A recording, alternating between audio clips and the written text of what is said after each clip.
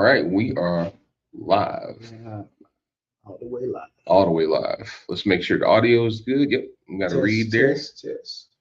Cool. All right. Let me get the chat up so we don't miss anything, and we will jump right on in the spirit of everybody's time. All right. All right. Good morning. Good morning. Good morning.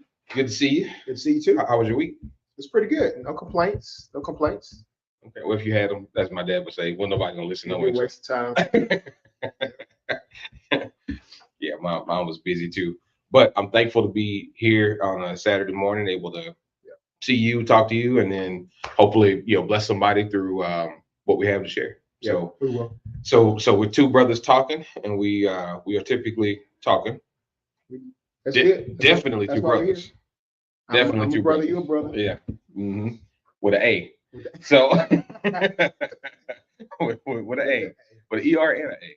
So today, just jumping right on in, we had a series going for the family unit, the power in the family unit. Yep. We've gone through everything from the father figure, the mother figure, the economics, and we've gone through kind of children impacts and lots of different extended family. We've gone through a whole lot of topics, and we've had 5 episodes on this. It doesn't even seem like it, but Right. we've had 5 episodes on this series, which is exciting, and a lot of those episodes have gotten quite a bit of interest. So I'm really hopeful that this has blessed someone so far. Well, we're gonna put a finale on this series today with the 6th episode, sixth and final, which is centered around raising men for rebuilding boys, fathers, and family. And this will we'll start off like we normally do, which is some facts. Okay. And just kind of some of these facts are tied to facts we've mentioned before, but each episode we try to include some newer facts, some like maybe a deeper perspective of beyond what we had already shared before. So a couple of facts, to kind of get us started, that really I think caught my attention even more than what we had talked about prior, as far as family, household structures and the implications of that and how this stuff really affects the world. We're not looking to have these conversations without making sure that we're solving problems. Like, Right. So like the problems, a few of them are as follows. Like one, fewer than half of the US households, 47%, are married couple households as of 2025, down from 65% 50 years ago. 50 years ago ain't that long. Like Right. me and you are almost that old. So Yep. so it's in that context, like that's not that long ago. Right. Right. Only 37% of married couple households include children, compared to 54% in 1975. Okay. That's interesting. That's a major shift in like how children experience the family structure for sure.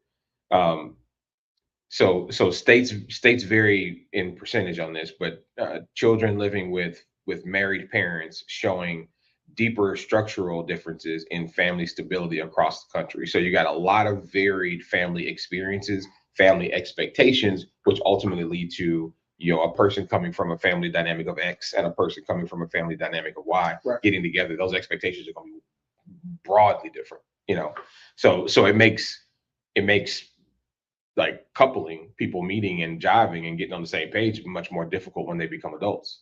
That's not something that explicitly it says, but like that is something that kind of connected for me when I read those stats together. Which leads to the first stat, which is you have less.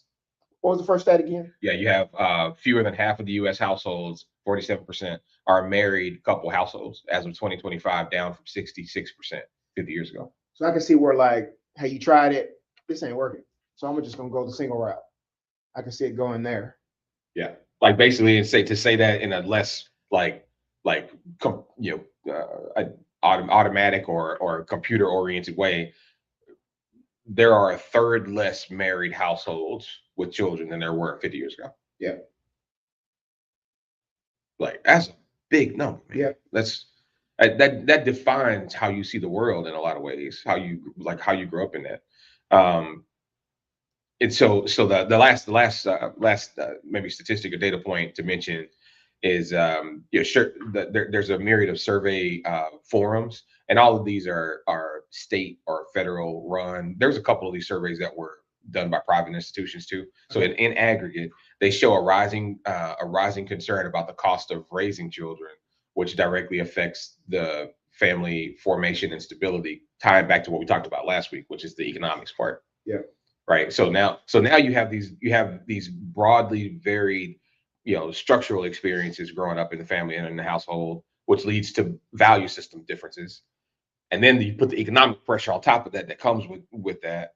Like you have almost a bit of a powder keg waiting to blow up. Yep. Yep. Right. So then fast forward to now, the other data, the last data point that connected in my head at least was like, that's why divorce rate is so high. It continues to be as high as it's ever been.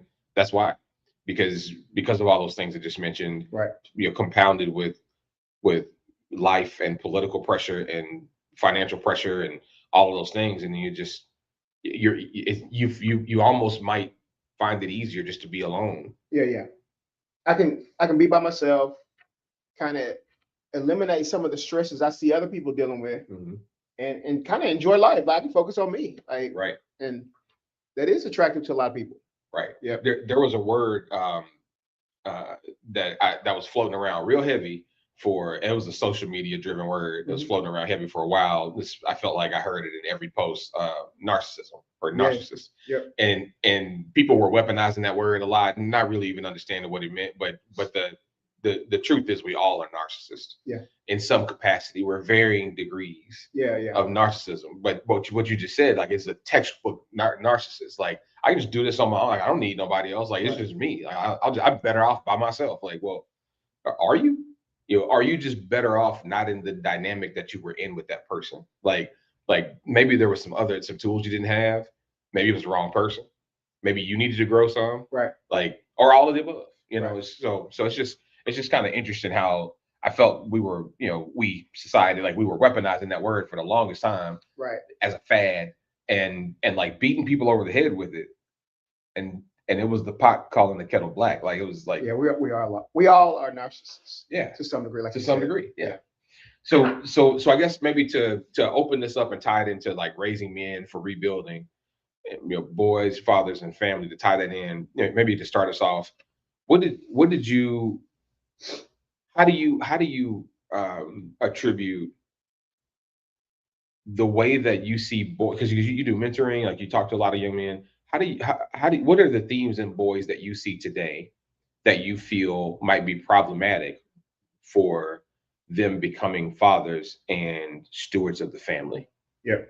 I think the number one thing is what a mentor is. It's kind of a model, a support system. Mm-hmm. I think kids today, young men specifically, they need an example. I mean, that's what a child is in general. Like, we're seeds. Like, we grow.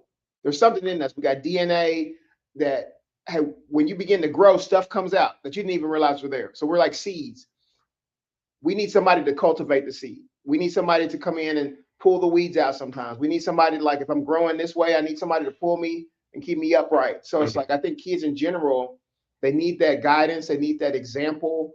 Like, how does a kid become a man? I'll say a young boy become a man if he doesn't know what is a man? Like, what does that look like? So then they're stuck with, like, social media, and it doesn't not going to turn out well. If all these different people all across the world who have varying views and ideas and perspectives, if they're teaching my young son how to become a man, that's a scary thought, because he's actually just going to naturally gravitate to, like, what he wants, what his desires, and you become unbalanced. And so in general, I think young people, they need something to look at and say, oh, this is what it's supposed to look like. And then they get that pressure to be formed into that image. So I think that example is, for me, what I see is, like, the number one thing that our young people are struggling with. And they're, like, just missing. Yep. And I think that has a lot to do with why moms in particular, just because, I mean, you go to a church and there are likely more women in that church than men, especially, I would say, in any church, but in the Black church particularly, Black women have had to, kind of be that spiritual pillar, probably more than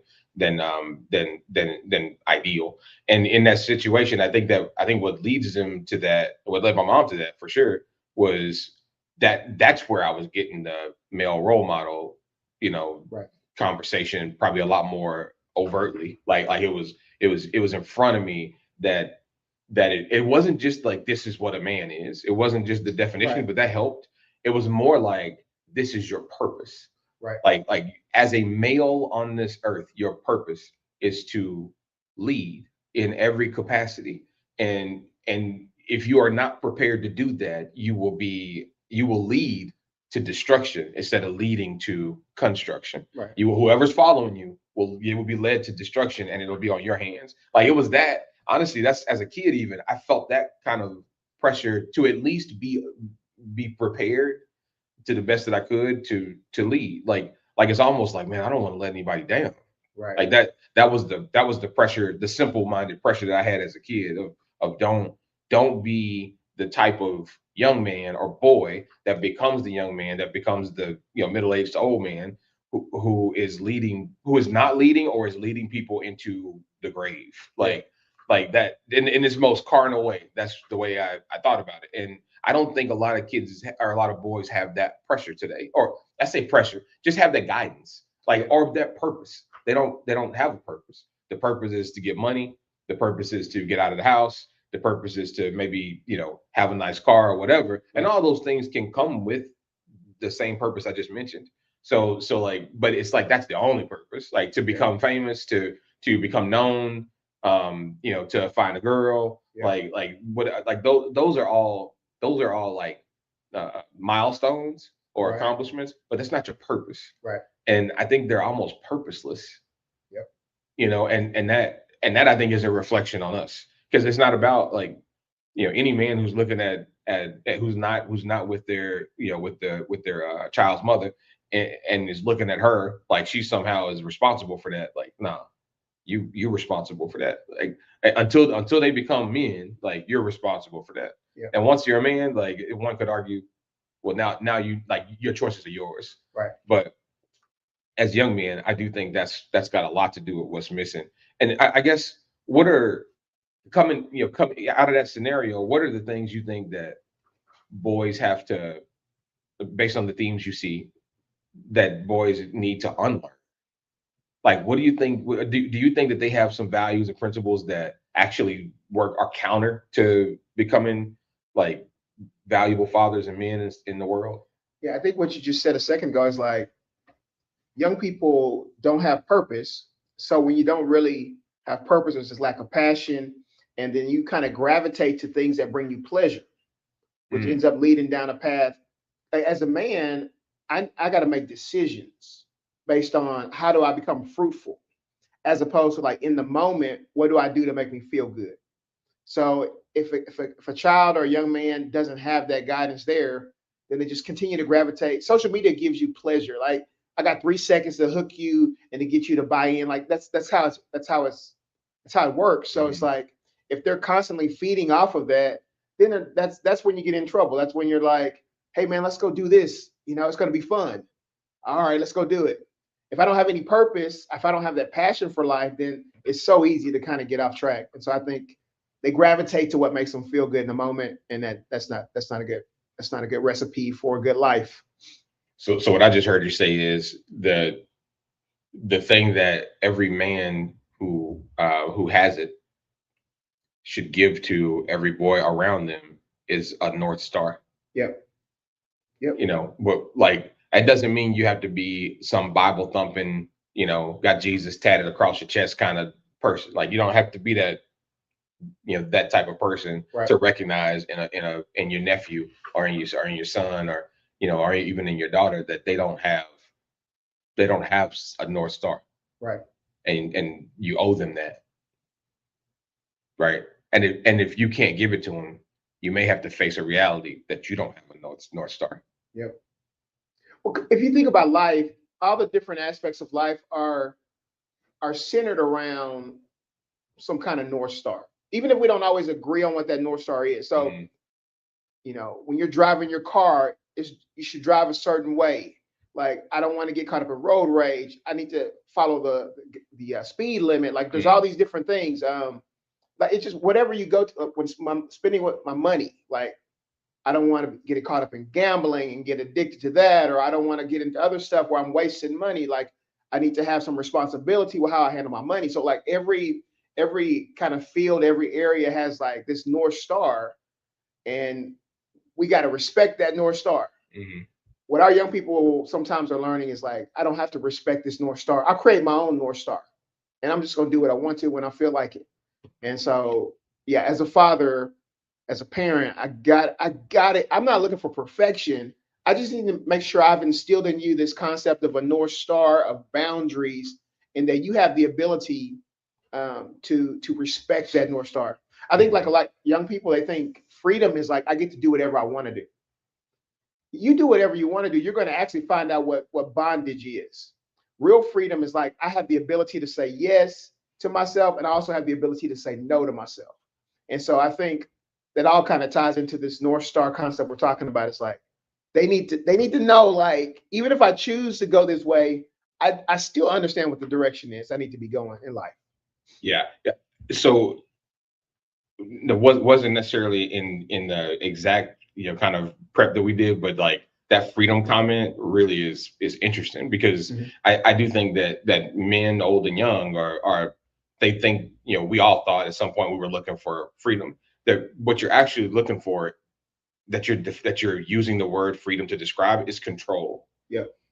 right? And the main thing that you can control and that you should control that we don't is self. Yeah. So it's like I want the ability to say yes and no based on my value system and what I think is right. Right. If I can't say yes and no, that is the definition of not being free. Right.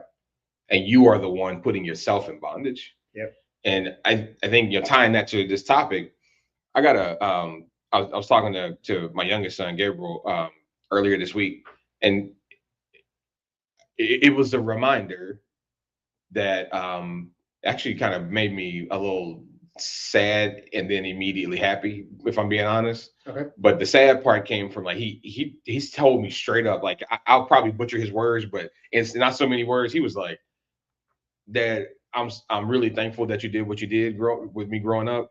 I was I was not open to you. Like I Okay. did not want to hear what you were talking about." Right. Right. And him acknowledging that took me back to those years, because it was years, it was most of his childhood, most of all of their childhood, Right. and where they just bucked the system. It's just like it's like, well, no, go left, go, I'm going right. Like I it's just I want freedom. I want to be able to do what I want to do, Right. or I don't think you know better than me. Right.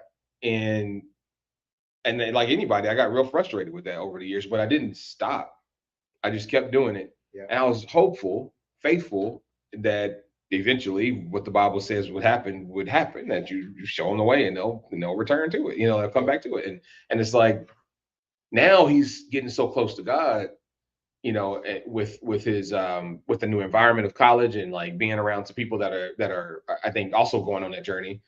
Is he's going on that journey now, and he's so much more in tune with Christ today than he was before, which Yeah. happens to be our value system. Yeah. And it's like I'm thankful. I'm really thankful for that. And I just kept reflecting, like, man, what if those times where I was genuinely ready to just stop putting in that kind of effort and getting rejected all the time? Right. What if I had stopped? Especially in a blended family. Yeah, It's yeah, so easy to be kind of like, it is. you know what, I don't want to overstep my boundaries. Like there's a lot goes into that. So Yeah. it's so easy. It would have been real easy for you to just kind of take a step back. So putting vulnerability cards on the table, because you mentioned the blended family. I'll tell you an exact thought I had, and we can move on. I genuinely had thoughts like I got so their biological dad is nowhere to be found. Doesn't seem to have any interest in taking care of them in any way, in any capacity that's meaningful. Right. I worked really hard to try to even keep their relationship with him straight. Like I was dealing with him, trying to encourage him to talk to him, and so that way they didn't feel neglected or discarded. And I'm putting in all this extra investment Right. that I don't see any dads around me doing. Right. Like, I mean, biological or otherwise. And I'm just like, am I doing too much? Like, am I expecting too much of myself? Is it reasonable? Right. Do I owe that to them to do that? And where I landed, to just finish that thought so that nobody like maybe takes away something out of that that they shouldn't. Right. Where I landed was God was like, and because I prayed about it, and God was just one of many evenings. God was just like, hey, I don't know if you understand like why I put you in this situation. It ain't for them. Right. That's for me.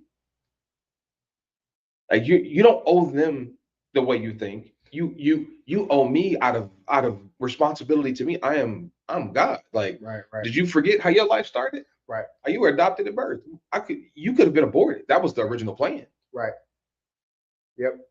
And that's not me putting words in God's mouth. I was told that was the original plan. And then my biological dad wouldn't let that happen. Right. So like I saved you. Right.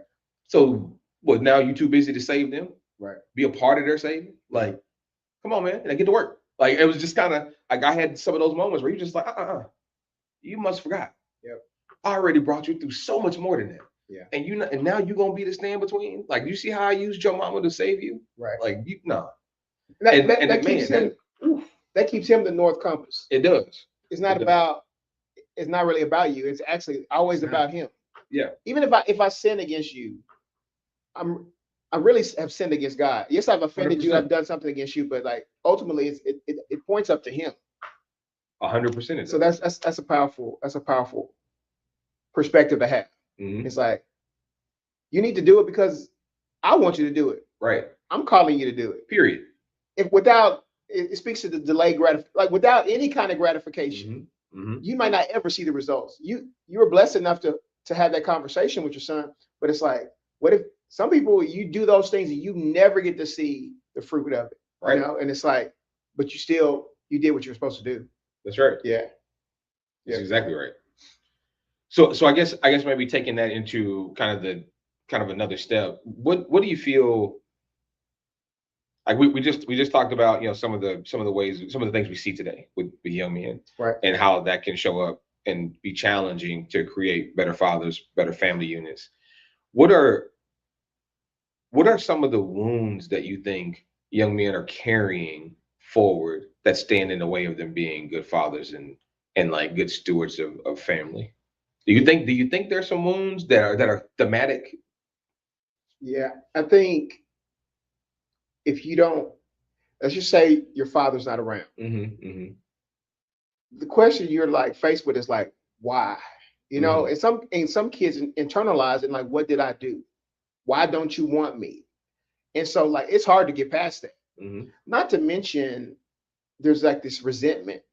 I know a young man who his dad wasn't around, and then he's like, why didn't my dad want me? Like, why wasn't he there? Like he's got his own family over here somewhere else. Like, why you don't? What's wrong with me?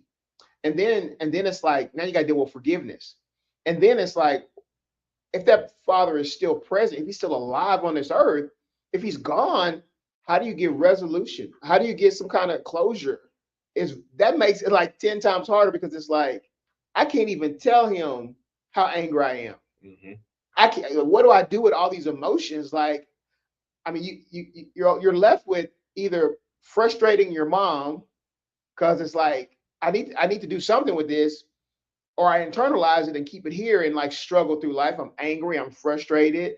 Like, how do I relate to my own kids if I have kids? How do I relate to a woman? Like, it plays into all this stuff, and then ultimately it's like, I'm angry with God. Like, I ain't got nothing to do with who my parents are. Like, why'd you allow this to happen?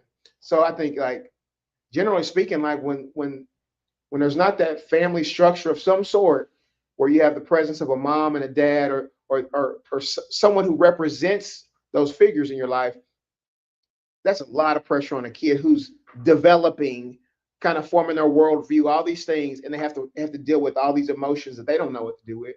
So that's hard. I agree. You said a mouthful there. Like, I can't even hardly get my thoughts together to react to that. I know we normally end, toward the end of the session, we always include some like suggestions and tools that are tangible. And I don't want to wait till the very end to say it because it's on my mind now after you just shared that. I would encourage any young man or even like just, adult male that's, trying to be a good father or trying to figure it out, but particularly young men, if you can write, Like I'm talking like 8, 9, 10 and up. If you can write well and articulate your thoughts, one way to deal with what you just described Mhm. is to start with this is two-step program. Like first step, write down everybody you're mad at. Okay. Like who are you mad at? Don't overthink the question. Write that question. Who am I angry with? Right. Question mark. Write the list. Have enough paper because maybe you're mad at a lot of people. Maybe you're only mad at a few people. And God's name can be on that list. Right. There's nobody who's exempt from your list. Right. After you do the first step, you write down the list and you punctuate that list. Like don't edit it anymore after you write it down. The next day, and don't do any more that day. Next day, give yourself some time and write out why you're mad at every one of those people. Okay. Go through that exercise. Meaning, what would you tell that person if they were standing in front of you, if they could hear you, and make it about how you feel. Okay. How did it impact you? And how do you feel? Don't accuse them of anything because you don't know the circumstances. You can't read their minds. You couldn't read their minds at the time. You have no idea why they did what they did. So Right. don't make assumptions. That's a futile, endless tunnel that's dark. Instead, it's about you. This tool is for you. Right. So get out how you feel. And then after you do that, the rest of the tool is your decision. Because it is control. Decide what you're gonna do with it. If those people are still around and you feel that after putting that on paper, you could have a real constructive conversation, Right. go have the conversation. If those folks are not around anymore, understand that you got it out. Yeah. Because part of them being around, you think is so that you can say it and so they can hear it and you can see their reaction and you can get some apology. But I promise you, no apology will make whatever hurt you have go away. Right. You getting it out will make it start to heal. Right. It won't go away, but it'll start to heal. Yeah. And so do the two-step program. Write it down and a different day, come back to it and write out why. How did that make you feel? Why were you upset? And like be vulnerable. Nobody's supposed to read that but you. Like be super vulnerable. After you get done and you have the conversations you want to have, or you feel relief, you pray about that and burn it if you want. Like whatever you want to do. Put it away in your safe, put it away in your drawer, whatever you want to do. Yeah. But Yeah. don't keep it all inside. Right. Get it out. Yep. And sometimes you reading it will make you think about things differently. Yeah. That's good. That's good advice. I know one a monumental moment in my life. I had went through something and I was angry at a particular person, but I was walking around frustrated and angry. And I was also angry at God that I had to go through that. Mm-hmm. And because I felt like in the situation I was doing the honorable thing, and then I still got hurt. And so I'm like, I'm blaming God to some degree. And so I remember I was getting in my car and I sat in my car and closed the door and I said, somebody might think this is blasphemy. I said, Lord, I forgive you. Mm. And he hadn't done anything wrong. It was just my way of saying, I'm offended at what you allowed to happen in my life, and I'm gonna let that offense go. And I think that's biblical because like when John the Baptist was in prison, Mm-hmm. John the Baptist sends his disciples to Jesus and says, are you the Christ or do we wait for another? In my mind, John the Baptist already knew who Jesus was. He baptized Jesus. So in that moment, like the way it reads is like John the Baptist, like, why am I sitting in prison? Why aren't you doing all the things that I expected you to do? Yeah. And Jesus' That's response to him, he says, he tells John, he says, go tell John, the lame, the blind see, the lame walk, so on and so forth. He's like, see my works. And then he says, and blessed is he who is not offended in me. So it was like, it's like him saying, John, you might not understand what I'm doing right now, but you're gonna have to just let it go. Mm-hmm. Blessed is the person who can not be offended. Like, even though there's an offense there, you are angry, you are upset, you don't understand, you got why. He doesn't explain it. He just says, John, trust me, you're gonna be blessed if you can just deal with it. And that's what we have to do sometimes. It's like, God, yes, he let you went through that. It was horrible. I don't know why. A lot of times you're not gonna get the answer to that question. You're not. You're just not. And if you can accept that, there's a freedom, there's a blessing in just saying, you know what, man, I know he's the Christ, and this is just my path, and it might be time for me to leave this earth, you know, and it is what it is. John, now we're talking about John the Baptist years and years down the road. And so it's like, you just gotta, man, it's not easy. I'm not saying it's easy. I'm just saying, like, man, you gotta deal with it. You gotta put closure on that stuff. Whether it's your relationship with God, whether it's a relationship with your father that wasn't there, somebody who's offended you, like young people, to the degree that we can teach them to deal with this stuff, as opposed to like, man, this I'm a prove to him he should have never left me. You know, like that's great. It is great motivation. Like I've seen people do some significant things being motivated by proving themselves to somebody. But at some point, you still come back to the same place of like, now what do I do with all this anger and frustration? It got me to this point here, but now it's also messing up my life. Yeah, because I don't know how to deal with it. Yeah, that's good. Yeah, that's good. Thanks. Yeah, that brings a lot of these concepts together too, about like it's the emotional side of what's going on in the mind when you're enduring through these things, and when men are trying to, trying to do the right thing sometimes, and like struggling with not knowing, yeah, why, what, like that why is hard. yeah, and having that North Star will see you through that why, because you just might not ever find out. Like you're not supposed to know everything. It's just that's just the way it is. Um, I guess maybe one place to end, to kind of bring us to a closure. Like we are really talking about like this in the context of rebuilding. Like how do we drive, the family unit to be improved? Right. And I think one final piece that I would ask for you to comment on is, there is a lot of there are some open wounds that I think young men are struggling with, and I think that if they could get some closure on some things, it would leave less for them to try to juggle all at once. Right. And some of that closure can come in the form of acknowledgement or an apology. And I thought, one way to conclude this is in a vulnerable state, for us to maybe demonstrate what we would encourage them to do.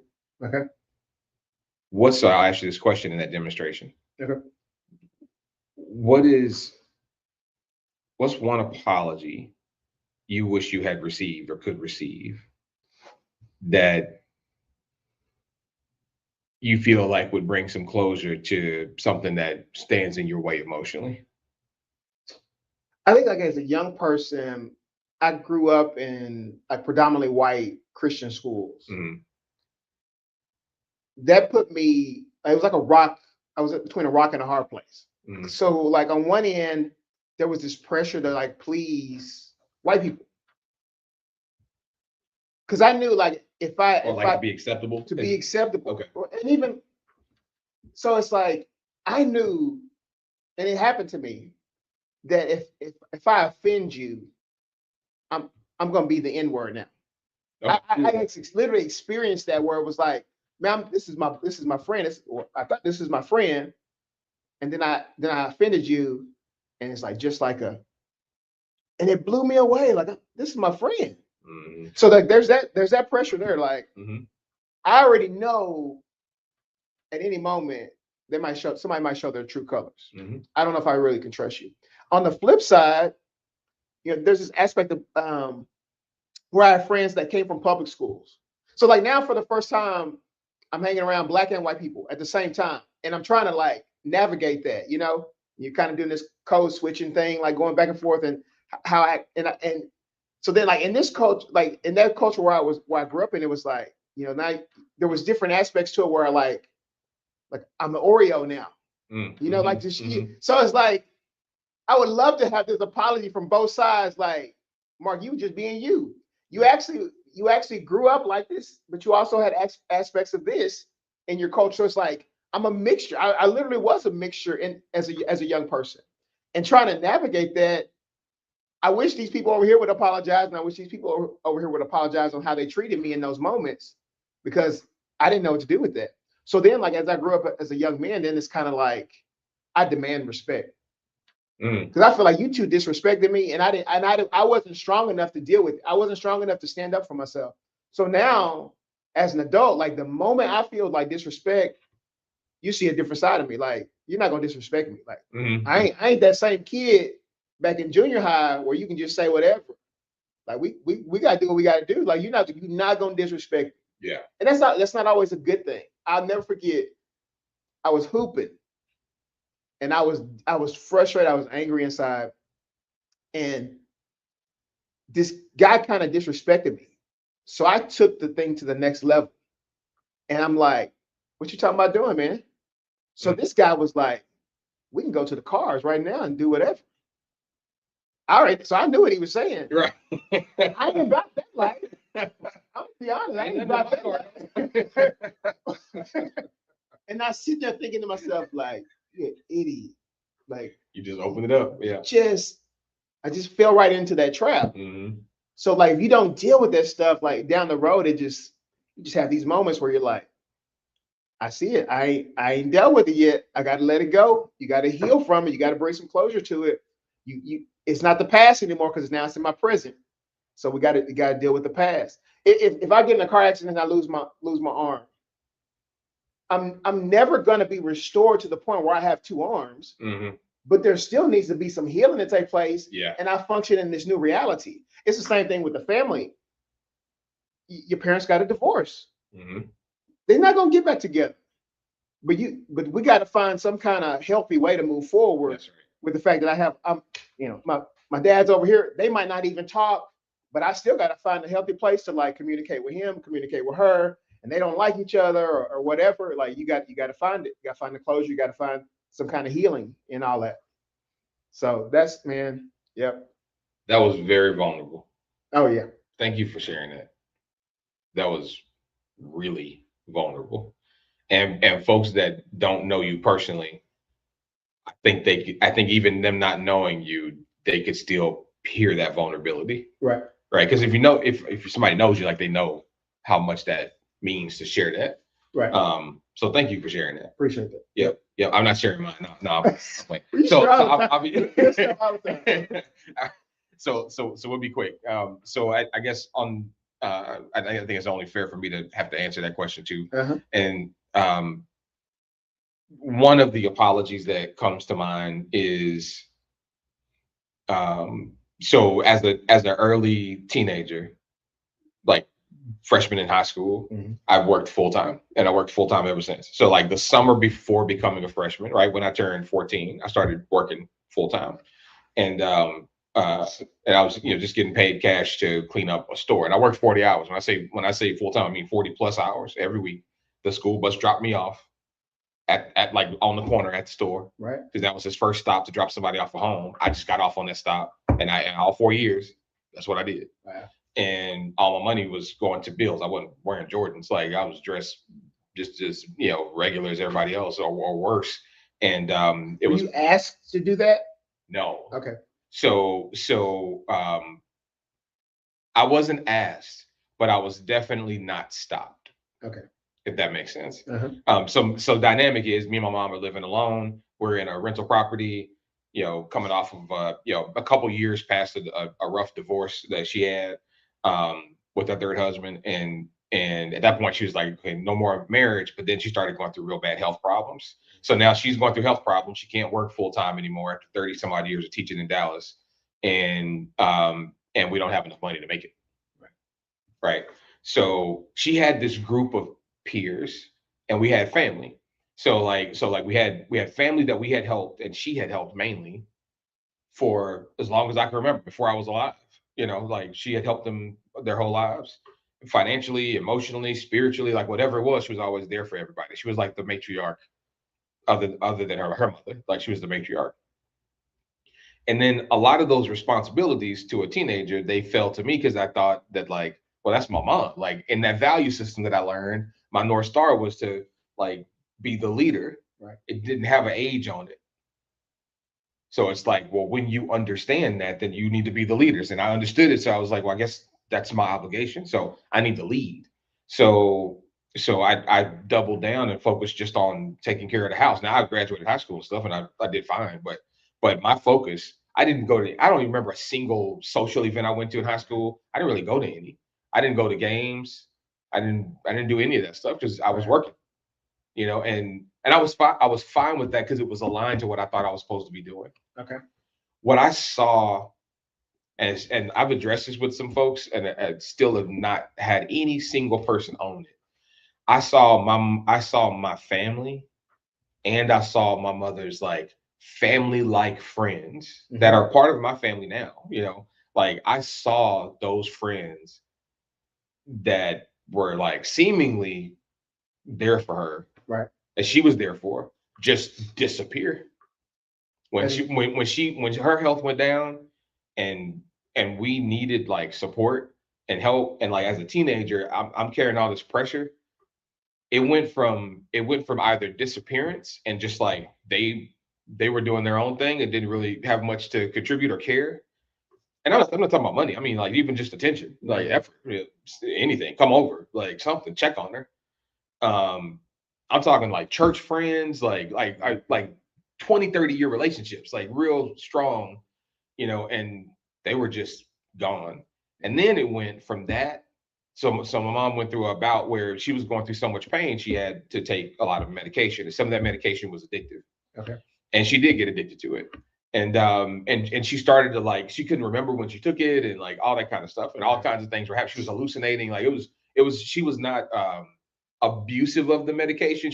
It was just too much. Right. Eventually, like when I became 17, 18, I was old enough to understand that, go to the doctor, have them change her prescriptions. Like I'm handling all of that. Right. Right. And in the meantime, the family's thinking like they start actually coming down on me about it. Like, well, you're not Blaming you. blaming me for it, Yeah. explicitly blaming me for it. I even had one of her friends come threaten me about it. Like, don't make me get my husband come over there and and do whatever because you're not doing whatever you used to do. I'm just like, Wow. and I never got any of that. I never got any of that addressed.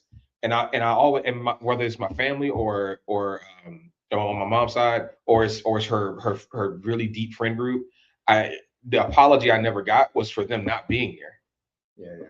And that left me with two things. One, that left me harboring some resentment for a long time that I had to manage, Yeah. and realized that it was like toxic for me to carry that around. So I eventually just like put that down years ago. But having never got, like, had I gotten that apology, like, just, well, I mentioned it left me with two things. It left me with the resentment. It also left me though with this strength, like this empowerment. Yeah. Because then I was like, I took care of my mom. Right. I take care of my mom better than I've even seen men take care of their wives, like, or their daughters. Like, this. So I got something here. I done figured out something, Yeah. and it was the hard way, but I figured out something. So I took that into my marriage and into raising children, and like I really took that into how I deal with my in-laws, and how I deal with my wife's family. Like, I'm very family centric, Yeah. and for that reason, um, but I would say, like, had I gotten that apology, the level of support I would have felt, even if none of it was like there was no financial impact, it was just emotional support, I Right. would have felt so much more part of a community instead of isolated. And a man isolated is a dangerous situation.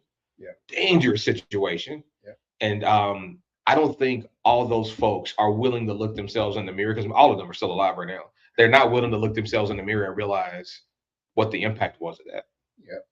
toward my mom, Yeah. like, let alone toward me, like toward my mom. And I think that's really common. I think that dynamic is very common. Yeah. And alternatively, we could have such a strong family and community unit if we took account of those things, Mm-hmm.